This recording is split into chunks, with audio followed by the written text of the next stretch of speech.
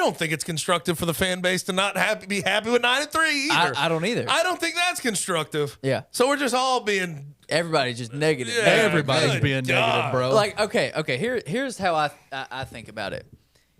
And I know what the caveat is before I even say it is that this conference sucks. Yes, Yeah, I get sure, it. cool. I get it. But Good, guess what? great, guess grand. what? Guess what? The CUSA was horrible too. Right. And if you would have But given, no, people would tell you, oh, well, they played Mississippi State in the out of conference. right. But if you would have given Ole Miss, 2010 Memphis a 9-win season, do you know how much money would be flowing into that program right now? Right, Like, for real. and I get it. It wasn't perfect. This is not the season that Silverfield wanted, that the team wanted, that the fans wanted. It's not that. It wasn't that far off, though. That's my thing. I know. But you got to think expectation. Okay, so when this conference was announced, when we knew the teams that were in this conference, there were a lot of fans saying that Memphis should march straight to the conference championship. No matter how realistic or unrealistic that was the thought process. UCF, Cincinnati, Houston are gone. Memphis should be in the championship game this year. And so that makes the 9-3 Okay. unsuccessful in their the- eyes. But I mean, you win 9 games. You're going to a bowl game with the opportunity to get double-digit wins. Ryan made a hell of a point in what he said. What was it? 108 years. How many 10-win seasons have there been? I think it was 9 wins. 9-win seasons. 9-win There's been seasons, 10. There's been 10. There's been 10 in 108 years, and everybody's but also pissed. 4 since 2014. Right. Yeah, so It's tough. But I think something that's interesting that Jeff Calkins brought to my attention is I think like him calling out the fan base too, it does show how awkward the situation is. It is. 9 wins and he's calling out fans because fans are not happy. It's Right. just a complicated, weird, awkward situation right now. Especially here. Like, this is not a place where you expect that to happen. No. Memphis when it fans comes to- clearly do, though. Yes, now the expectations are clearly set that it is conference But either championship way, or I mean, bust. here's what I'll say. I remember coming into the year, and I remember the discussions because there was Boise State, Mizzou, SMU, Tulane on the schedule. Yeah. Right? I think most people said, you have to get to 8 wins. Yeah.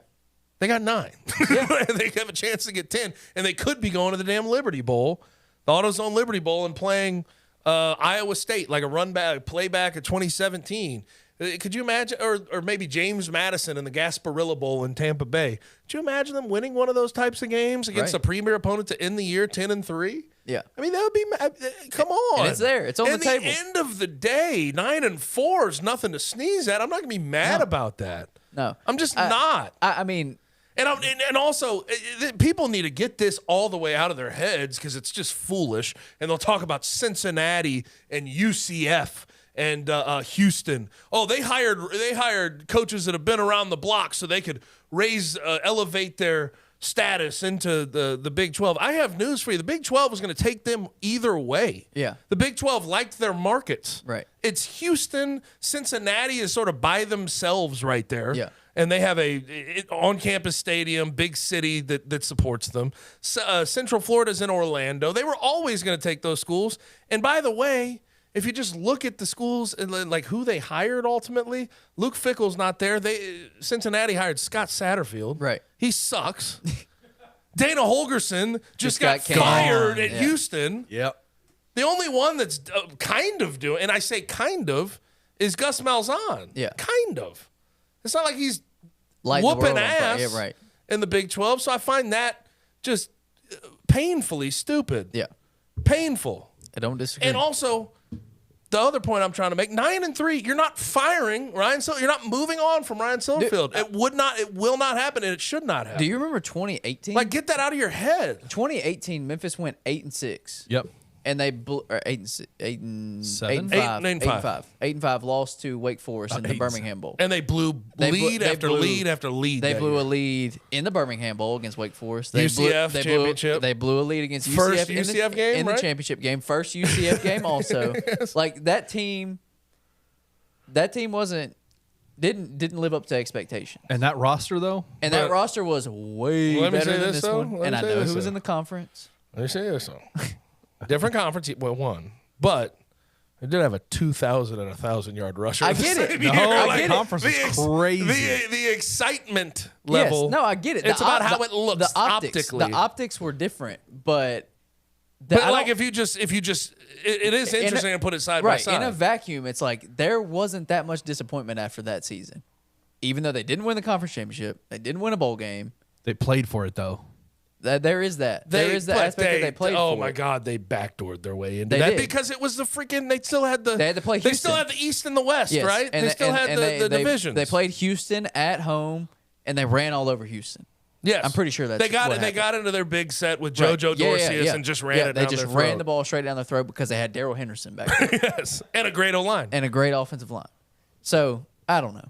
It's confusing. It's just I get it. Like it's just to me, and I know there's nuance to everything. Yes. But I don't know how much nuance I really want to use when you're 9-3 with a chance to go win double-digit games at the University of Memphis. Like for me, I don't think I need that much nuance. Yeah.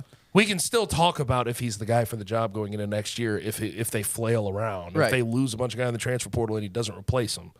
But once again, this thing is at least this is in the right direction. This was a positive year of momentum. yes. No question about it. Unquestionably, Now yes. you could say, "Oh, well, you're coming from the gutter of 6-6 or 7-6." Yeah. That's But the at gutter. the same time, it's not. But you get what I mean. Like you could make that case, but regardless, it was positive momentum for this program. You had a 1,000-yard rusher, you had a 900-yard receiver, an 800-yard receiver. Seth Hennigan looked the part.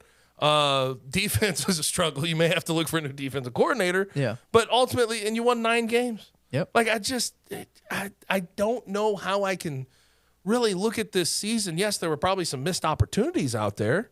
You know, the Mizzou game, the SMU game for sure. Tulane. Like you can look at the missed opportunities all you want, but that's 9-3, y'all.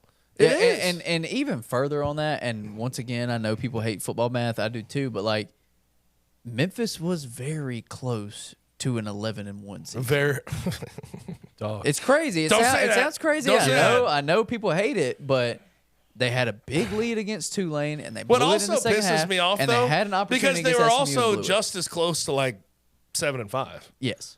You know what I mean? It's fair. We don't like that kind of. We're not doing that South math. Florida. We're sitting here We're talking doing the positive math. We're sitting here talking about Positive negativity. math. We're trying to inject positivity, and you're going back the other But direction. I get there's nuance in all these conversations. there It's just is. such an awkward, uncomfortable situation we Yeah. seem to be in with this program, and Yeah. I don't quite buy into it the way other folks buy into it. It's just not. It's not as bad.